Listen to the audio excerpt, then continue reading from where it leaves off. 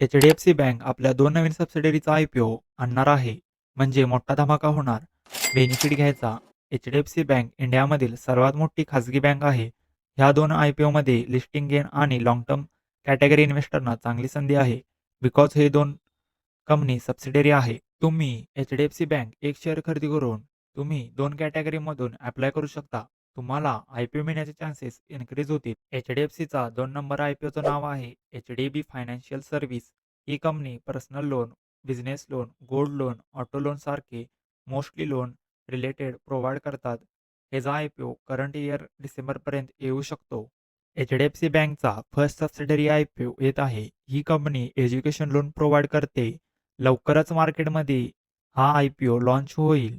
Strongly fundamental subsidiary आय-पी-ओचं नाव आहे HDFC Credila.